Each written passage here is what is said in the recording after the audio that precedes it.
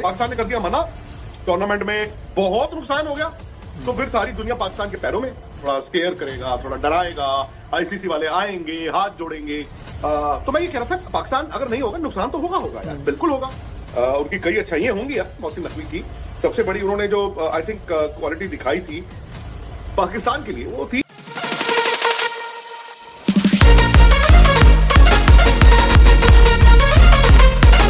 और उनसे पूछा जाए और वो ये कहें कि आईसीसी ने जो फैसला लिया है सही फैसला लिया। आपको इस तरह से भी समझना होगा ना। पहले मैं आपको कहता रहा कि चलो चलो चलो लड़ते हैं, उसके बाद ऐसा नहीं वो कह सकते थे कि जी देखिए क्रिकेट के नियम जैसे हैं वैसे हो। ही हैड टू से व्हाट ही हैज। आज वो इंसान, अब आई एम सॉरी टू से दिस, पाकिस्तान में लोग अगर सुन रहे हो, उनकी कई अच्छाइयां होंगी यार मोहसिन नकवी की। सबसे बड़ी उन्होंने जो आई थिंक क्वालिटी दिखाई थी पाकिस्तान के लिए, वो थी चैंपियंस ट्रॉफी के टाइम पे।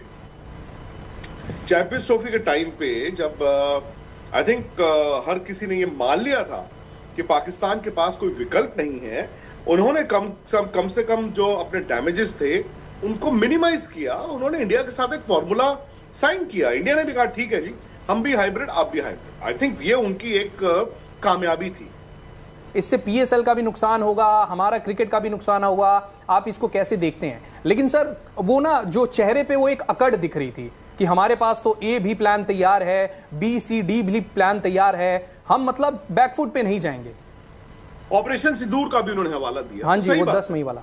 देखिए मैं फिर वही कहता हूं नीरज, जो इंसान एक मुल्क का होम मिनिस्टर हो, इंटीरियर मिनिस्टर हो, और अपने मुल्क में बैठ के यार वो उस ऑडियंस को केटर करेगा, आपको ये मानना पड़ेगा।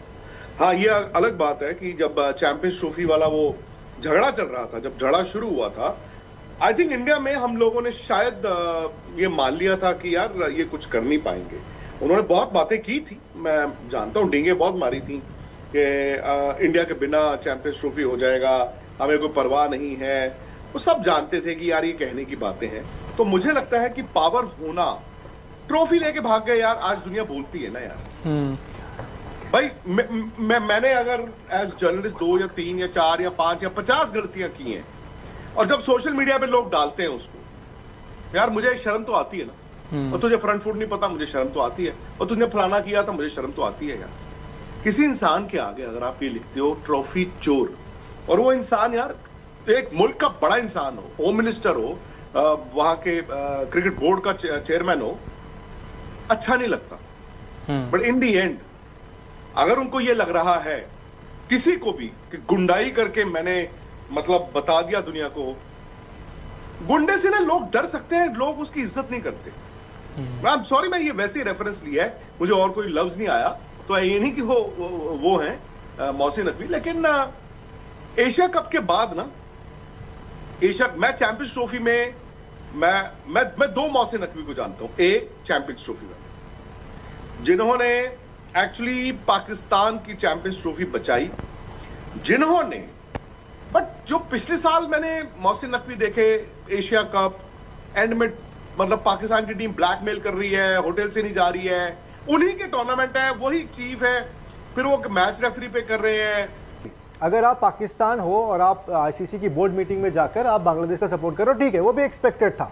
लेकिन अब जब बांग्लादेश बाहर हो चुका है ऑफिशियली, क्या पाकिस्तान, जो कि खुद मतलब हम सबको पता है कि उनके यहाँ पे रेवेन्यू जनरेशन कैसे होता है, अगेन वो आईसीसी का एक टूर्नामेंट छोड़ने के कगार पे आ सकता है? सारा गणित कर लिया होगा सर, मोहसिन नकवी ने कर लिया होगा कि इसका नफा, इसका नुकसान क्या होगा। अगर हम बांग्लादेश के सेंटीमेंट के साथ जाएंगे, हमारे लिए चलो हो जाएगी एक जीत, लेकिन वर्ल्ड कप छोड़ना सिर्फ दूसरी टीम के लिए, क्योंकि उनको लग रहा है कि बांग्लादेश के साथ आईसीसी ने बेहतर नहीं किया, इनजस्टिस किया। भाई सारी चीजें तो आईसीसी ने बता दी ना। Mohsin Naqvi I think sees an opportunity to revolt against the Indian cloud. वो इंडिया के क्लाउड को थ्रेटन करना चाहते हैं, वो एक रिवोल्ट करना चाहते हैं। उनको मालूम है कि बांग्लादेश उनके साथ है और पाकिस्तान, ये 2 तो ओपन है।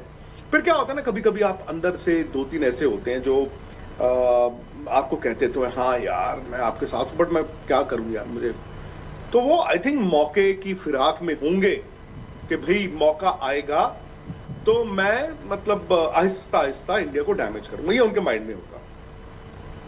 सेकेंडली, रेवेन्यू नुकसान है नहीं है नितिन, और बांग्लादेश को भी पता था।